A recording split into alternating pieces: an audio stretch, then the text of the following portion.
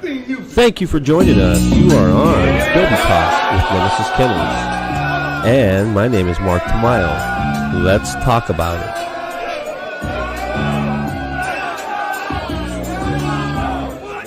Johnny and Bella, and he's going to be talking about his experience for the last 2 years owning Bella, worked and what didn't work with her initially, and what changed from the last 2 years. All right, so welcome, Johnny. What's up, Mark? What's up, my bro? How's it going? Doing good, man. Yeah, thank you so much for joining us, taking some time out of your day to speak with us. We really appreciate it. You know, hopefully some of our viewers can learn from your experience, you know, to be better owners and learn a little bit more about, you know, the Doberman. So initially, I want to, you know, ask you some questions about, you know, why you got into the Doberman and what made you attracted to the European Doberman specifically. Yeah, definitely. So I would say since I was about probably 5 years old, I've always grown up with dogs. My very first dog was actually a Rottweiler, my mom's dog, Dixie. We got her probably at 8 weeks, similar to when we got Bella.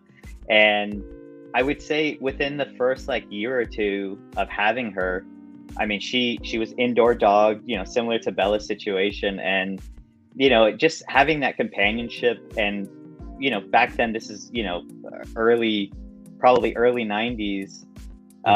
You know, my parents worked full-time jobs. Both of them did, you know. I'm not sure what your experience was growing up, but like my parents were never really around when I was, you know, a small child. Sure. We had a babysitter, that kind of situation. And having that dog there with me and my older brother, you know, I never really felt like we were alone, you know. She was a really big Rottweiler, and it kind of eventually led into probably about maybe 7 years old. I'm chilling in the front yard with a group of my friends. We're riding our skateboards. We got our bicycles outside. Our front yard happened to be like the hangout spot in our neighborhood because it was kind of like the central location of most of my friends that I went to school with. And one day I'm in my front yard on like a Saturday. I see this massive black and brown dog walking towards me by itself, you know, and I'm looking at it and I'm like, man, that looks just like Dixie, but like way faster. You know, and it ended up being a Doberman. It was a huge male Doberman. You know, long story short, It was a neighborhood dog. Your neighbors. Yeah, so like we never ended up finding the owner of the dog. And my dad, you know, he was really apprehensive about it, and I'll tell you why in a minute here. So like I would say now that I have Bella and like I can gauge weight pretty easily by looking at Bella and other Doberman dogs. I would say this dog was probably about 95 to 100 pounds. It was very big, you know, and super well trained. Had a collar, no name tag, and it walked right up to me. And there was probably about like maybe 6 other kids around me. It walked right up to me, started licking my face. And, you know, as a child, you know, you never get really afraid of things like that. So I honestly didn't even flinch. I grabbed the dog. It's probably the craziest thing now. I would never do something like that. Sure. But I started, you know, letting the dog kiss me and everything, and I took it inside. And I remember my parents weren't home this day, and I showed it to my brother. My brother's like, "What are you doing? Bring this dog in." And for whatever reason, the dog was super, super calm. I introduced it to our dog Dixie, the Rottweiler, which was a female, and they, you know, smelled each other's butts and all that. They're looking nose to nose, and I think Dixie even like ended up bowing down, you know, like in a playful way, and they ended up playing together. And we ended up keeping the dog, and that was my introduction to Dobermans. You know, it's a very early age, and the reason why my dad didn't want to keep it. So my dad ended up getting home that night.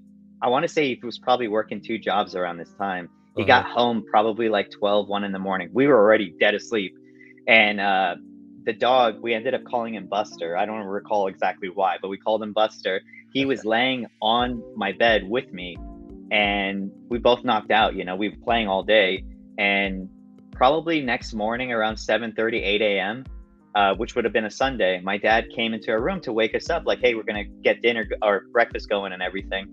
As soon as my dad opened the door, my dad's like, you know, stood back and was like, what the heck's going on here? Where'd this dog come from?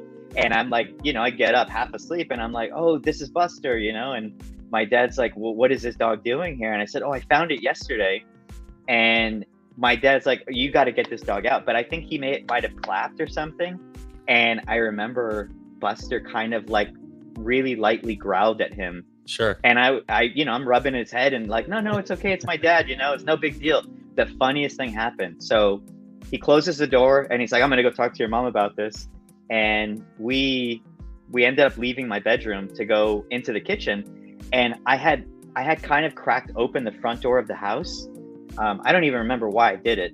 The dog literally walked outside without being instructed to, grabbed our newspaper, the Sunday newspaper, and brought it up to my dad. Wow. And that sealed the deal. My dad was like, did you just tell him to do that? And I was like, no, the door was cracked open a little bit and he pushed through it, got the newspaper, brought it over. And my dad's like, wow. And I think we started like, sit down, and he was doing all of it. Like, it was this super well-trained dog, and I almost felt bad a little bit. So I remember like that very first Monday, my dad, we took some photos. My dad went and like got him, developed at like CVS or something. And we took him to a couple of like local vets and stuff to see if maybe someone reported the dog. Sure. And we ended up keeping the dog for a while. No response, huh? Yeah, no response. So, I mean, that was kind of the introduction to the Doberman. So to answer your question, like, me and my wife have been together now almost 12 years. And since her and I have been together, we haven't had like our own family dog.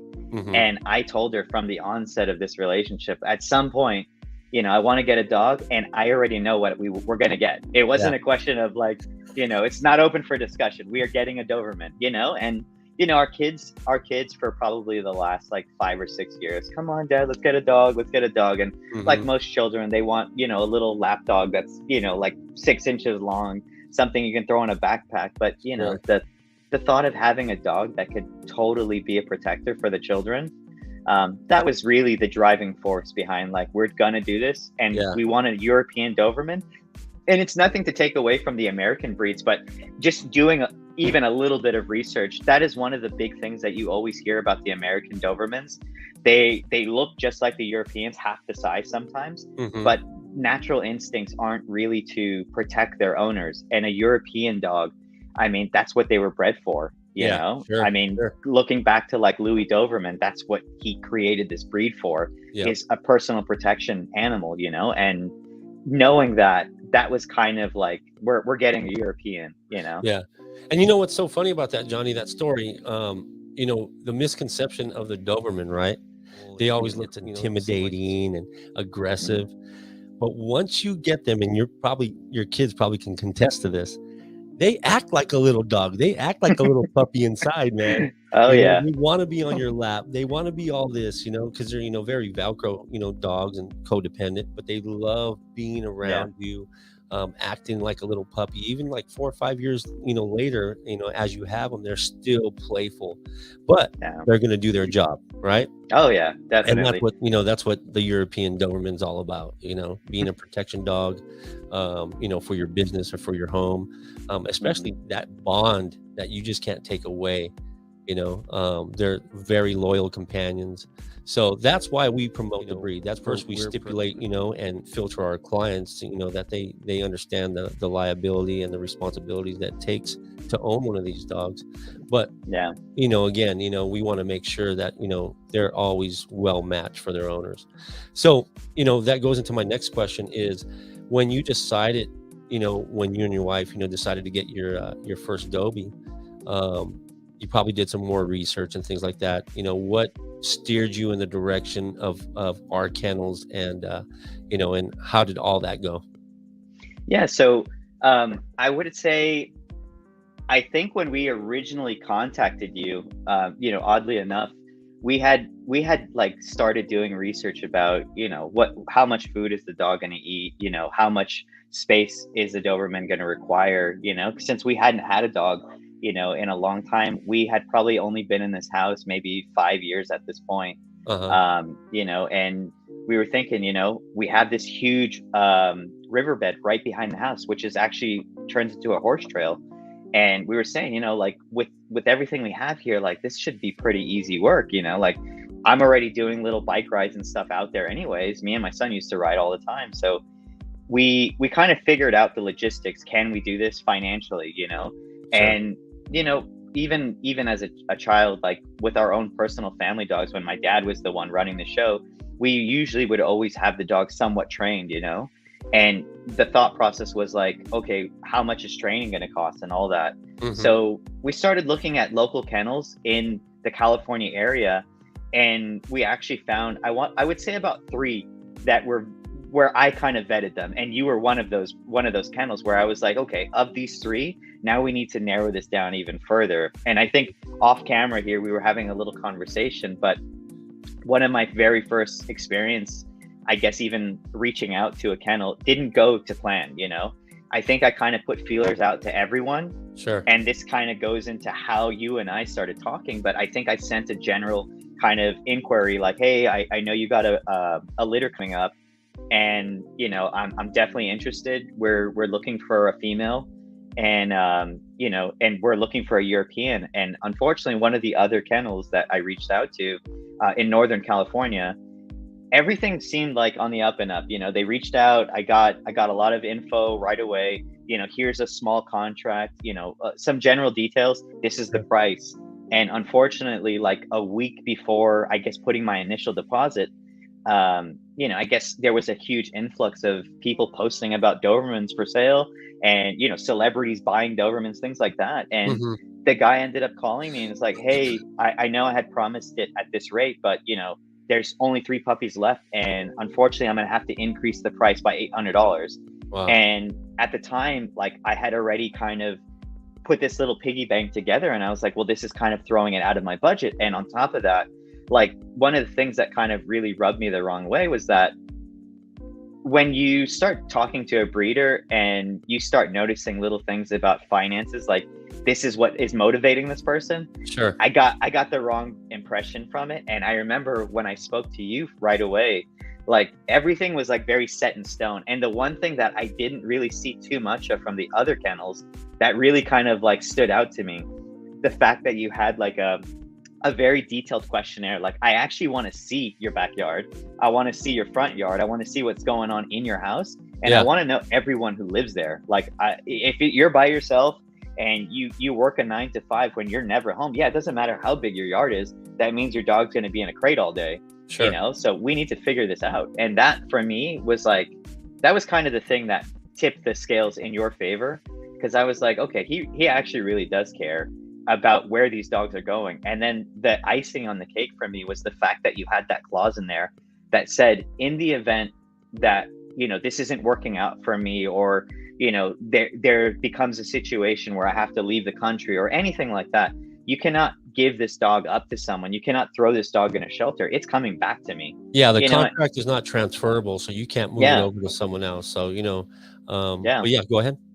Yeah, no, that for me, that was super important, you know, because I think in like the year leading up to us even thinking about getting a new dog, you know, we were looking at shelters for a while. You know, we Hmm. thinking about getting, you know, a rescue dog. And you know, unfortunately, my wife, she has had experience with dogs before, but I would say she's always been a little apprehensive about a bigger dog in the house. And a lot of the bigger dogs that I even thought about bringing home with us, they were like a year or 2 years old. And you know, the way media portrays, you know, pit bulls and things like that, oh, this pit bull just attacked a random baby, you know, and they never paint the full picture. And Sure. I think a lot of that was kind of playing into it. My wife's like, I really don't want to get a dog that's, you know, 2 years old. What if you know, the kids do something, they start wrestling and it triggers the dog, and you know, the dog freaks out. So that was kind of the reasoning behind, like, we want a baby, we want to get a baby. And when we saw the details of your contract, we are like, we got to get it from this guy, whatever it takes. And I think at one point, even when I first reached out to you, you had told me, you know, we have one dog left, and I think it happened to be a male. And I was like, shit, well, you know what, now that we started communication, like, I'm keeping all of your contacts. And I want to say probably like, that was like maybe like January-ish, you had told me like, okay, that's it, but don't worry, we got another litter coming towards the end of the year. And it ended up being Bella's litter in August. You know, Yeah. they were born August 2nd, which is today. Sure. And you know, we ended up, you know, once we started that conversation, man, it was like I don't even know how to explain it. It's like a newborn baby waiting to be born, you know, like every single day I was checking your Instagram page, like what's going on with the puppies. And you know, that just brings You me know to me, I'll another be point. posting all the time, Yeah. bro. So that brings me to my other point. Like a lot of the other kennels, like when I would jump on their pages, there was like 3, 4 months of no posts. And then it Mhm. was like, hey, we got puppies coming up, you know, start hitting me up. Like, let's start getting down payments and things like that. But your page was like all these baby photos, you taking the dogs out, the dogs playing with like a little chamois in the living room, you know, the mom and dad walking around the babies, cleaning the babies up. It was like a lot of detailed images and Sure. a lot of little like context to those photos, even videos. And I remember for me and my wife, even the kids, dude, we literally every time you would post about Bella's litter, I would like, even if I was at work, I'd stop what I was doing, I'd start screenshotting and sending it to the kids, sending it to the wife, like, dude, did you Yeah. see the picture of Bella? Like she's getting so much bigger. She just got her first bath today, And that's what it's like all all that about. You stuff. know, you're so excited to get this Yeah. puppy, right? And you know, some people don't even want to wait for 6 weeks after the shots to come pick their puppy. Yeah. Because, you know, from us being a reputable breeder after so many years, they know what we provide. They see Hmm. my post every single day. I'm posting pictures. I'm explaining what I'm doing to them and how I'm nurturing them. You know what it takes to actually, you know, build up their immune system and all these little things that it takes to build a healthy dog, right? Yeah.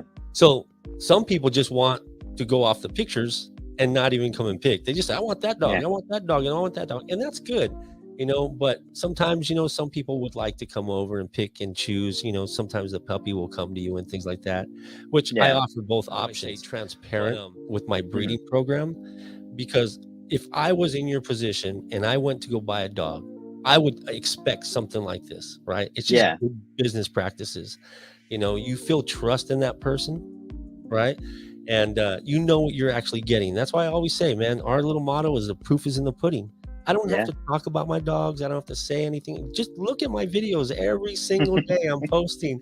You know Yeah. what you're going to get. We put into Yeah. our dogs. You just build off that foundation, you know, Hmm. with good food, with good exercise, and you know, with the lots of love. Because before I Yeah. even got into breeding, just like you know, me and my wife have always rescued. You know, we've Hmm. rescued so many dogs, and you know, kennel cough, this and that, you know, underlying risk, you know, a little aggression issues, you know, things like that. But Hmm. same thing, we put in the love, we put in the fundamentals, the training, and things like that. Dude, I think most of my dogs lived up to 14, 15 years. You know, most of Wow. all my rescues.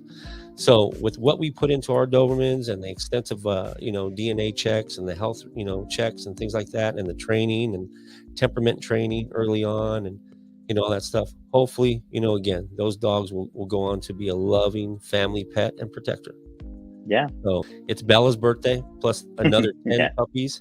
You know, so Yeah. happy birthday to Bella, and you know, hopefully she Bella around COVID time, right? Yeah. Yeah. So, what did it take? Because we always stipulate that, you know, early Hmm. socialization, you know, make sure that you do that with children, with dogs, with your family.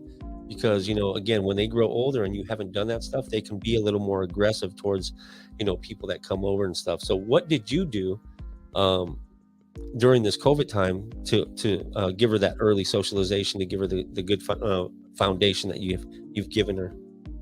Yeah, so actually, you know, oddly enough, you actually played a pretty big part in that. And so I want to say once we got Bella home, between all the vet visits and getting her all her vaccinations, just so she was actually able to go out and about, I Yep. remember the very first interaction she had with another dog happened to be with one of her brothers. It was Andretti. Yeah.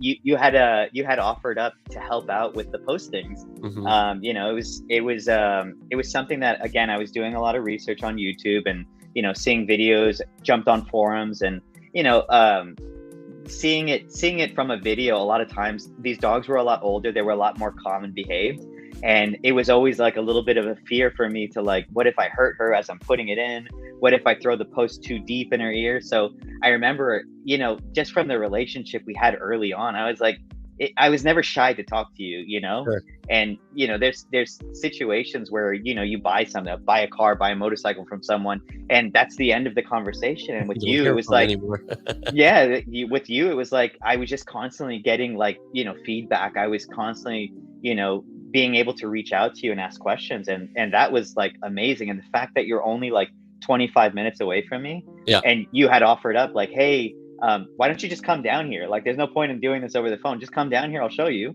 Yep. And we, you know, I drove down there. I think my daughter may have came with me that day, and it was cool because we got to see one of Bella's siblings. Andretti showed up also to do the exact same thing. And just watching how you handled Bella, I mean, she was still super small, and like watching how you did the postings, the level of care and everything, it made it a lot easier for me. We were taking photos as you were doing it. I was even videoing you while you were doing it. And it was awesome because Bella got to see one of her brothers, and watching them run around and play with each other. Like it was an eye opener to just see how she would interact with a dog she hasn't seen in a few weeks. Mm-hmm. And after that, we ended up kind of going through the process of starting to look for trainers, and we ended up finding Elevated through you, and Darshan ended up being one of the trainers that we worked with early on with Oscar's group. Mm-hmm. And I remember a few of the occasions that we were out there, he had a lot of like Malinois and other Dobermans. He ended up saying like, you know, do you want to let Bella play with these other dogs? And I was like, if you think it's cool, like I'm down for that. And, you know, he kind of was the ringleader. He was kind of in the middle, making sure no one got too feisty because she was still pretty small. Sure. But yeah, it was awesome to watch her kind of interact with bigger dogs. And I remember Darshan was kind of even telling me like, you know, when you see this kind of interaction, you know, Bella's young, she's, you know, she's really feisty. Sometimes you kind of have to let the bigger dogs check her so she understands, you know, what is acceptable and what isn't allowed for, you know, their kind of space.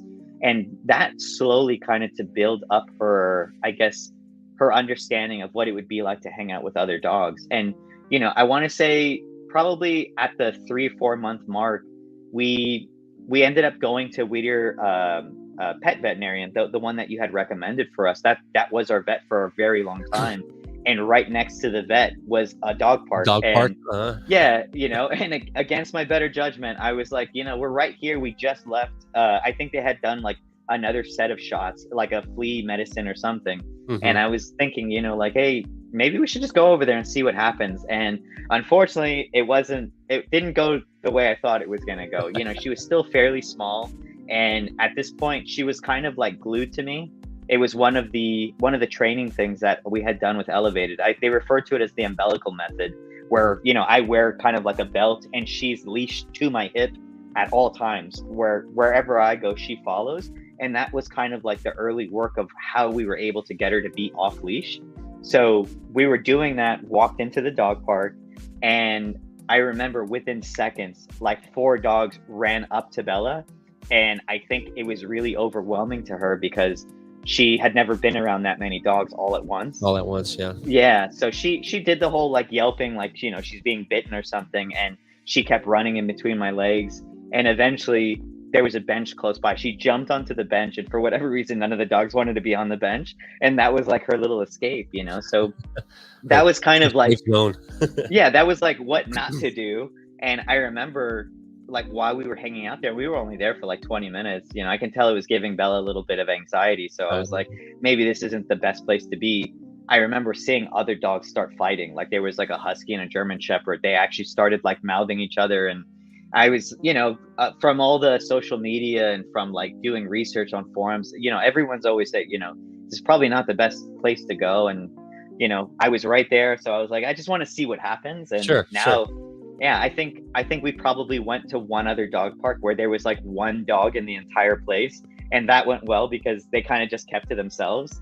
But I think one of the biggest aspects, and you probably remember a lot of the photos that I posted, one of the huge things that helped, there's a company out in, I want to say it's Winnetka, like Northridge area in the Valley, pretty close to my parents actually. The place is called Bon Voyage. Okay. The owner of the place, his name is Aaron, and he runs a training center, and also they do like dog what do you call it, like onboarding, like where they stay, like a crate train, all that. Board and train, there you go. Mm-hmm. So he does board and train stuff. But the thing that really caught my eye about his, I guess his work was that he actually had like 8 other Dobermans, and some of them were young, some of them were older.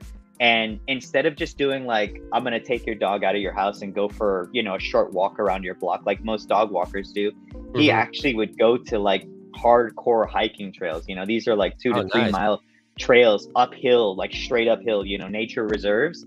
And a friend who I met through social media, another Doberman owner, she was just ranting and raving about how great this guy was. So, you know, I was like, let's give it a shot. You know, same process. We met him, kind of vetted him. You know, how is your, you know, your place?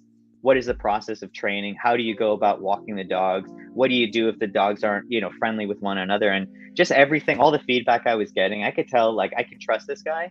Yeah. And I want to say within like the first 3 times she went up there, she started to develop like a little crew that she would hang out with. And nice. So that's our go-to spot now. So like whenever we're going on trips, like me and my wife were in Oregon and Washington a few weeks ago, or a few months ago, sorry. She stayed there for like 7 days, and I'm getting text message updates with photos. You know, just finished this, you know, 3-4 mile hike. We're at the summit of the mountain. You know, look at Bella sleeping with one of her best friends. You know, it's a small pool. Yeah, exactly. You know, so for us, that has been like one of the biggest pieces of like animal socialization she's had. But from our internal family, my wife's family is actually really big, and our house, we have a pool here. You know, it's a fairly decent sized house. So a lot of times whenever we would have like barbecues and picnics, things like that, we do it here at our house. So Bella got to meet a lot of people like very early on. And, you know, there would be parties of like 15, 20 people in the house all at once, you know, so in between all of her training sessions and getting feedback from trainers about what to do when people are coming into the house, how do you let people greet the dog? How do you allow Bella to greet people? All of that. And different age groups. We had, you know, full on adults, we had teenagers, we had small children, you know, and how we would allow those interactions to happen.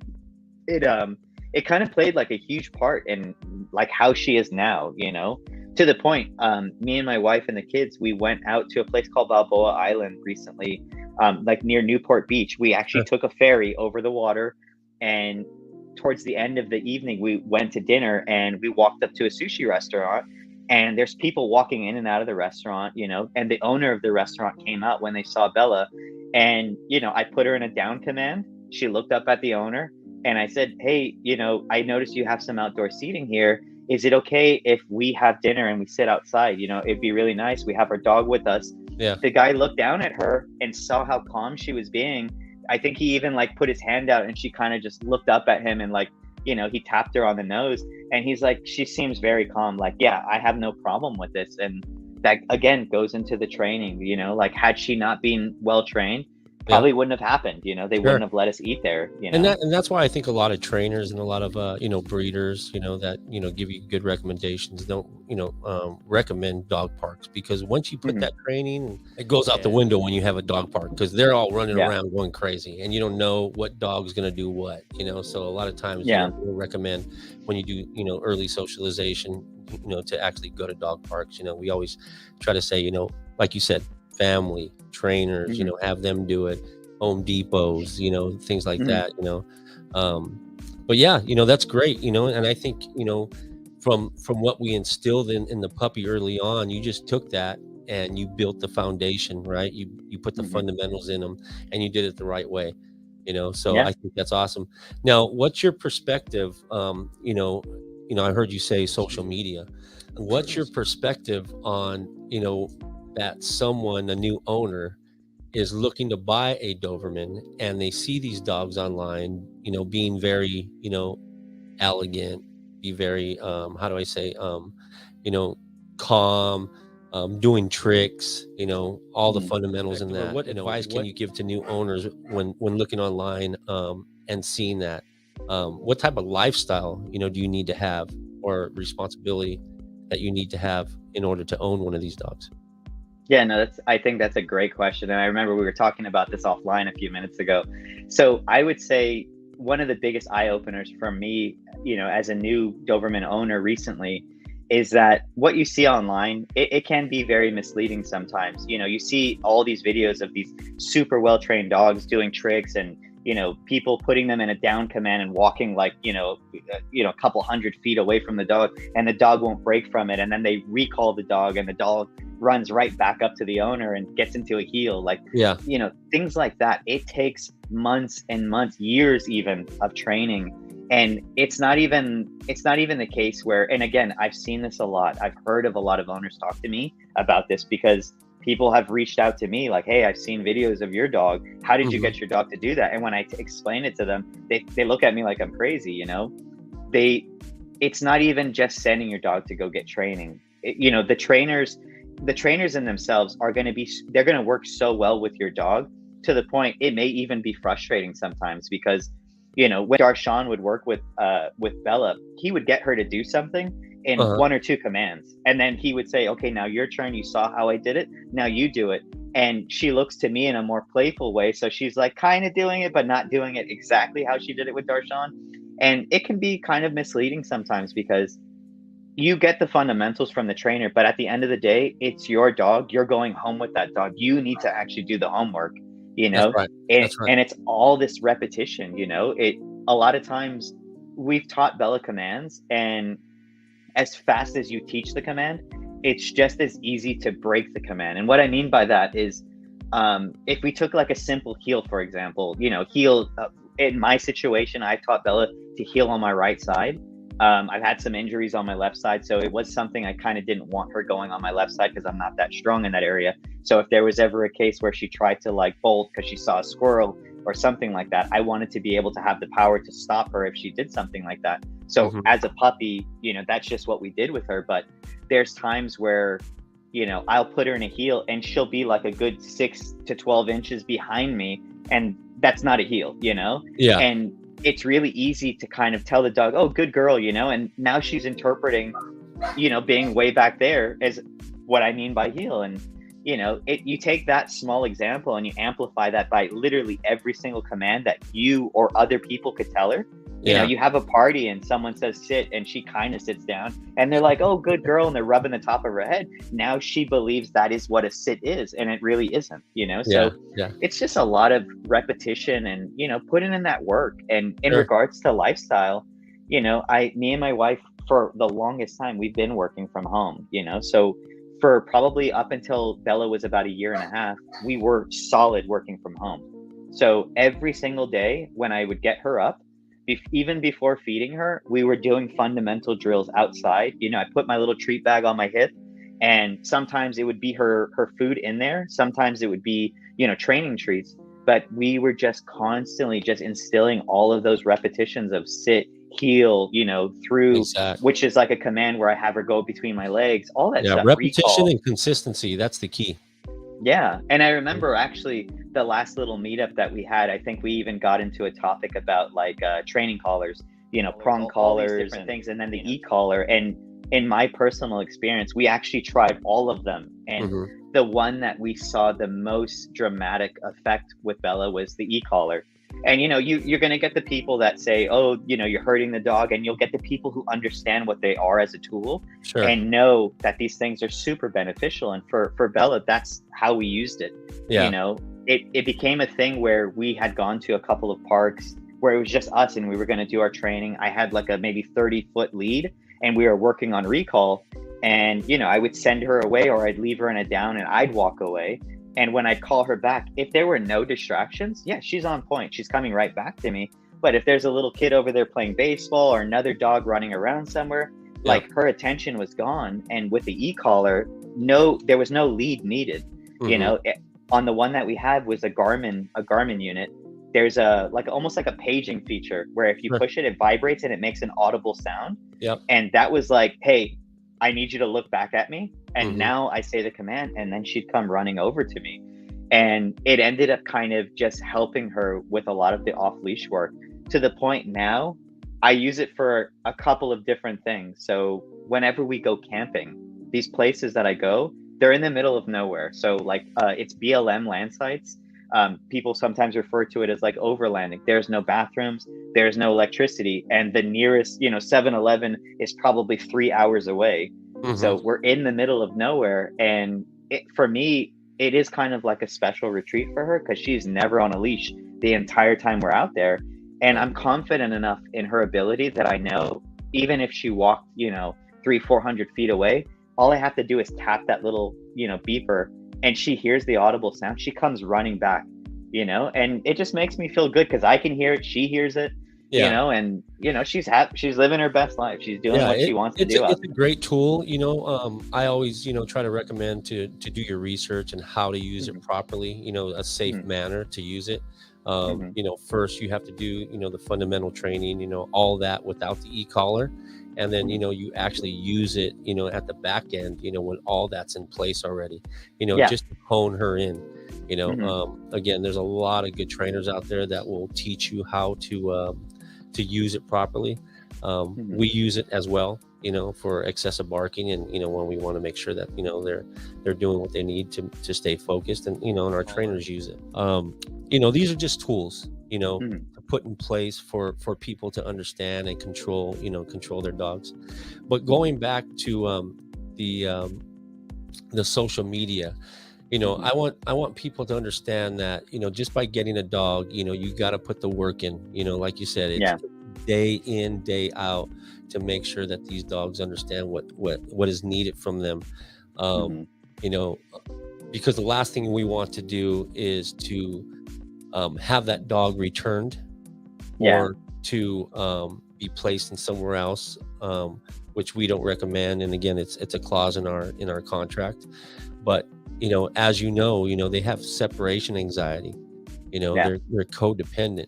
So when you take a dog out of a home for being there for so long, it's very hard for them to be acclimated into the new home. You have to put a lot of care into the dog or the puppy, if you've had them for a few months or whatever, um, Mhm. to make sure that they're comfortable, right, Yeah. into their new home. So that training's involved. And I think, that's what it takes to be a good owner. And I think, going back to our contract and our questionnaire, that's why we filter our clients very strictly. We want to understand your lifestyle. We want to understand what you do on a daily basis, because you Yeah. can't throw this dog in the backyard. You can't put them in a crate all day long. They're going to build up aggression. They're going to have anxiety.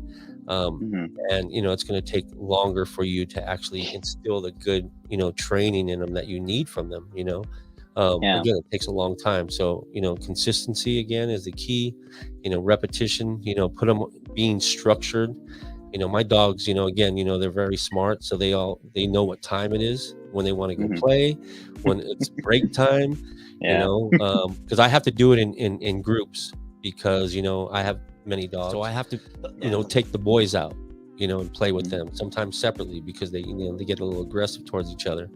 The females can easily play with each other, no big problem, but I have to take them out in groups. And it's almost like, man, all right, break time, lunchtime, sleep time, food time. So Yeah. yeah, they bark at me at 4, every day. It's feeding time, and right now they're Yeah. kind of just resting, because it's rest time. But that is what you need to instill with that. And that's why, again, we have to structure our dogs. And for us as breeders, we need to filter our clients, because we want to know that these dogs are well matched for you. You're well matched and what the expectation it is to take care of one of these dogs. So Right. with that said, with all that socialization that we've done, I know that you're into extreme sports, that you do a lot of what is it, motocross, street bikes and stuff like that. Yeah. Awesome, man. I dig that stuff, because I was early on into that. How does Bella play a part, into your lifestyle? And because I know you guys take her a lot of places. Yeah. How does that play a part? Because she's extreme. You guys are extreme. Yeah. So just Yeah. real quick, I want to show something to our viewers. Um, somewhat of your bike. So Yeah. I guess that's one of your bikes, Johnny. Yeah, so the one on the left is actually the bike I race on. That's a supermoto, so it looks like a dirt bike, but it has slicks on it. Uh-huh. And we race these on go-kart tracks, like, in California here. And the one on the right, I just picked that thing up maybe less than a month ago. Uh-huh. So I that's been the new passion project right now. I've been, throwing all kinds of goodies on that thing. And that Nice. one's like a full-on street bike. Now, you just got back into the sport because you were off for a little bit? Yeah. Is So, that correct? yeah. So I took a little break, probably for like maybe a year from riding, and Uh-huh. I was doing a lot of mountain biking. And actually, I picked up that Raptor, the new truck, and that was actually probably all of last year. I probably did maybe like 10 to 12 camping trips, and every one of those trips Bella was with us, Nice.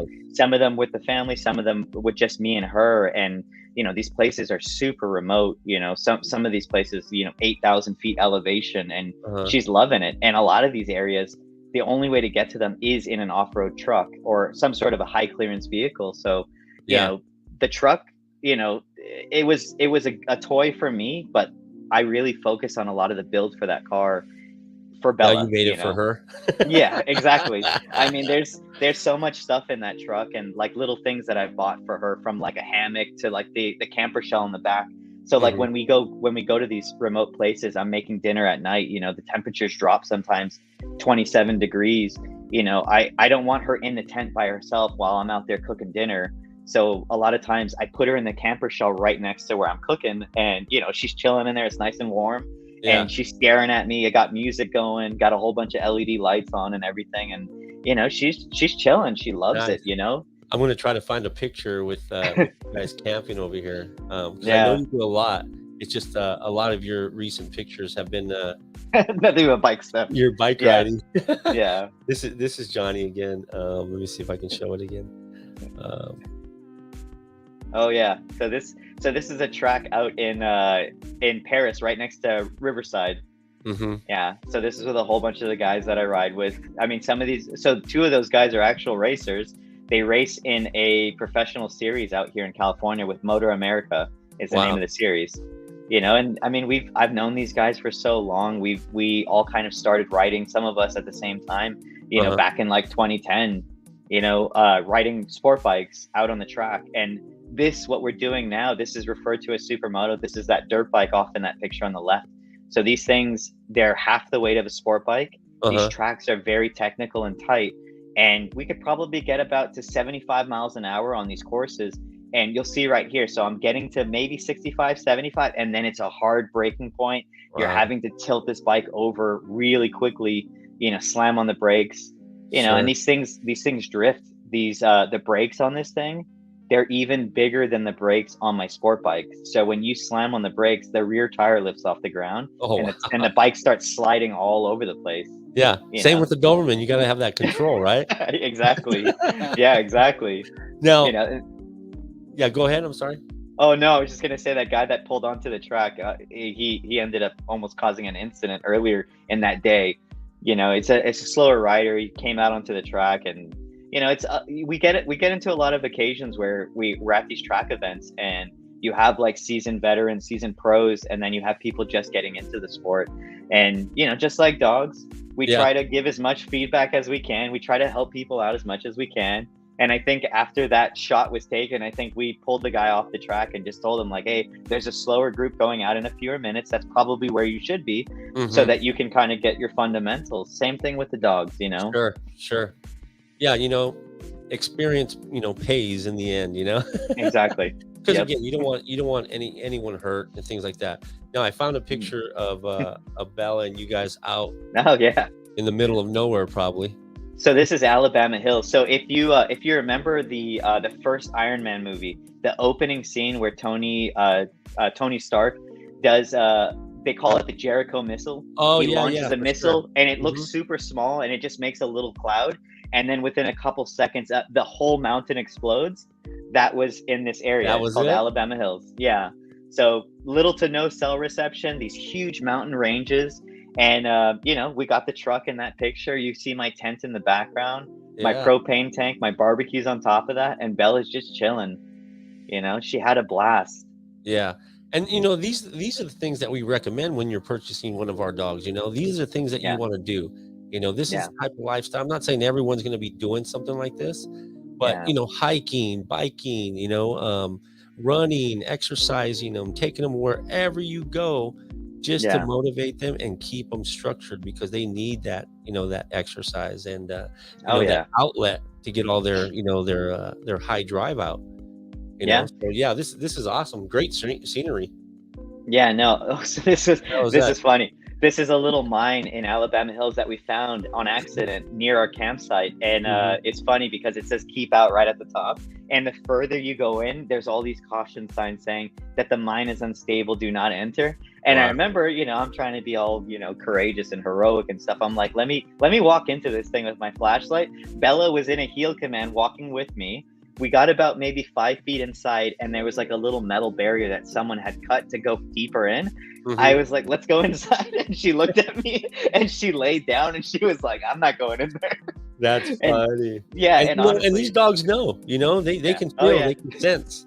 Oh yeah, Yeah, you there's see, all the little yeah. uh, Yeah, yeah, so like, that's a little sketchy, man. That's scary. yeah. I always Yeah, want to go into them, but then I yeah. say to myself, man, dude, Hey, sometimes you I'm gonna gotta see a trust the damn dog's ghost or judgment. alien or some shit. You gotta trust the dog's judgment. She was like, she kind of made like a little whining sound, like, nah, I don't want to do that. So I was like, all right, fine. Yeah. Yeah, and you've guys taken her a lot of places, so that's awesome. She's Yeah, experienced a lot of things. We love to do environmental training with our dogs because yeah, again, you can have a dog, you can do all the exercise and training, but you can't always be in your backyard, right? yeah, You can't always exactly. do that. If you don't have a trainer that's going to socialize them and do all these environmental trainings with them, you need to do it on your own because the last thing you want to do is take them to a new environment and they're going to be a little sketchy. They're going to be uncomfortable. It's going to take time for them to adjust and to adapt. So all Yeah. these experiences, it's just going to make her a better, well-rounded dog, right? Yeah, no, I definitely think like early on with doing all this stuff, it kind of even helped her almost like to a point of imprinting on the family because we're in the middle of nowhere, no one's around, and there some of these places they are a little sketchy. There's like huge mountain drop-offs, a couple thousand feet of elevation, and she wants to be right next to you the entire time. She feels safe. She Yep. has a job. That's the other big thing with these dogs. I feel like when they don't understand their place in the family, a Hmm. lot of times they can develop anxiety. So it's that militant behavior of, as soon as they wake up, we're outside doing training at a specific time, she's eating, all of that stuff. It just kind of gives her a place in this world with our family. And I feel like it kind of gives her a focus and it's her job. She Sure. knows every day she's got to do some training. We run her every single day in our backyard. We go onto our hiking trail, our hose trail. Yep. Yeah, so I mean, it's really been beneficial. So Yeah. this is that place I told you. Yeah, this is the socialization with all the dogs, the training Yeah, facility that you went to, right? With all the dogs? yeah. So That's Bon awesome. Voyage. This is Aaron's company, and Bella's off to the far left here, and you Uh-huh. can see right next to her, this dog. I think this is another Athena, the brown. The Yeah, the brown one? red Doberman. Oh, the red Yeah, Doberman, uh-huh. yeah, Yeah, a lot of people say brown when they're American, yeah, and then red when they're European. yeah, But, yeah. No, yeah, so they're all beautiful dogs. yeah, she's got a cool little clique. I think we had a couple other posts from these guys where it was nothing but Dobermans. It was like 8 of them side by side. Oh, really? Yeah. I Yeah, mean, that's and I would okay. say like that whole entire like interaction with all those dogs. I remember the first time we took her, she was a little skittish to be around them, but that's the cool thing about that place is she'll see, oh yeah, here's another one. Yeah, she'll end up seeing these dogs for like 3 or 4 days in a row. They're Uh-huh. all training there with them. And if she is a little nervous around them maybe the first day, by the second day they're all cuddled up laying on top of each other. Nice. They're all They're a playing pack. tug of war. Yeah, Yeah, they exactly. start learning how to be a pack. That's awesome. Yeah. Yeah, that's great, bro. And again, we always appreciate owners that do these type of things and have these experiences because, there's a lot of things that, I can learn, other people can learn based on other people's experience because we don't all have the same lifestyle, right? We can have Right. similar lifestyles, but we don't have the same lifestyle. And if we can learn and bounce off each other and, gain that experience to be better owners, better breeders, and learn more about the breed, that's why we love to do what we do, and Yeah. I love supplying, really good puppies to clients like yourself because, you just take it to another level and, Yeah. and then, and show us what these dogs are actually capable of. because they Yeah, don't see, a definitely. lot of people don't see all this, they just see the movies or they see online, some pictures here or there. Um, Yeah, but they don't, and that's why we really wanted to talk about, and have this podcast so we can learn, be better, and then learn from your guys' experience, yeah, and not just what I'm talking about or what certain people are talking about. These are owners, these are people that actually have had the dogs, and what the ins and outs are, what the ups and downs are, yeah. and again, based on your experience, we can all learn, you know. So right now, I would like to ask, is there anything else that you would like to share with our viewers, that maybe they can understand the Doberman breed a little more, that you think that, maybe someone can learn from?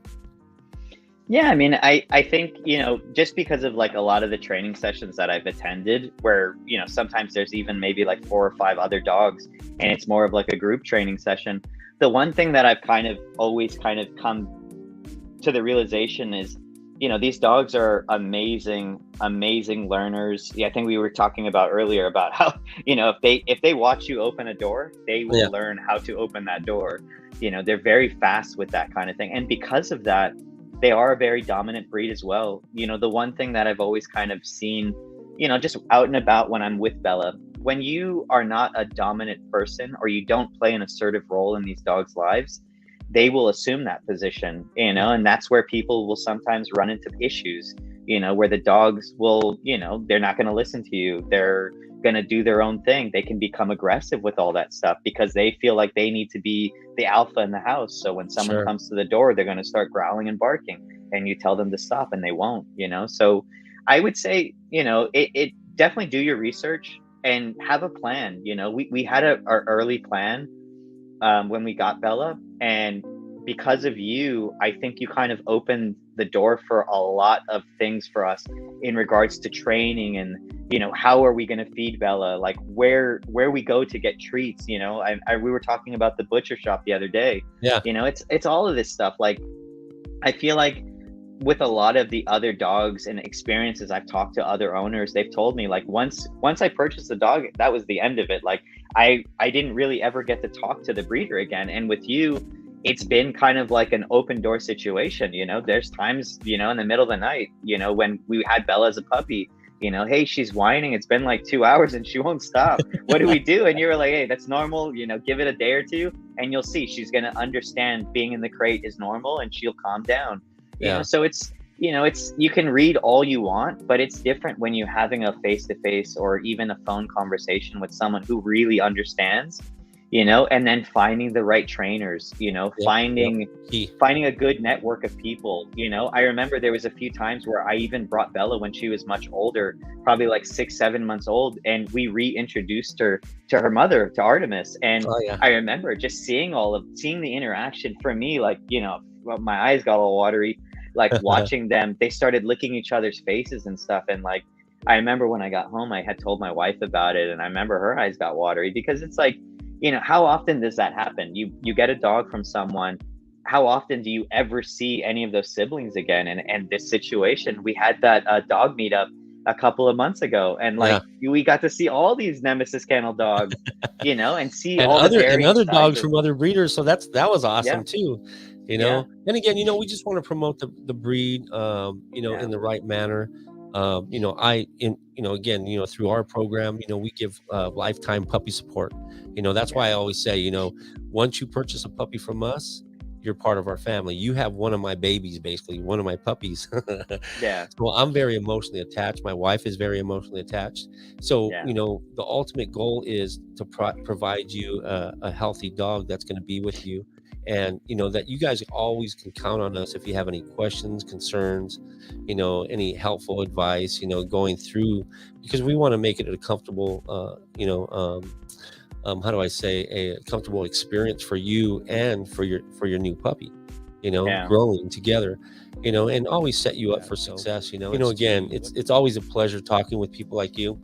and getting your feedback on that, because, again, we want to, ultimately, we just always want to provide the best for our dogs, man, Yeah. and that's what we're trying to do. And that's why we became breeders. But I just want to thank you, Johnny, for taking time out, to talking to us and our viewers, and sharing a little, of your experience. We can talk all day long about this. Yeah, I know. And we're going to have a lot more experiences, going forward in the future. We're trying to plan a lot of things, during puppy time. I'm pretty, stuck to the home and things like that. But, when I don't have puppies, I like to take my dogs out and do certain things like you do, hiking. So hopefully we can do another dog meetup, but do a hike Yeah. where it's comfortable for all the people involved, so it's going to be great, man. And, again, I Yeah. appreciate your time. And if you have nothing else to say, signing off. Yeah. All right, man. Yeah, no, we definitely do this again soon. I'm a OG boy. Know that they ride or die. I keep boys.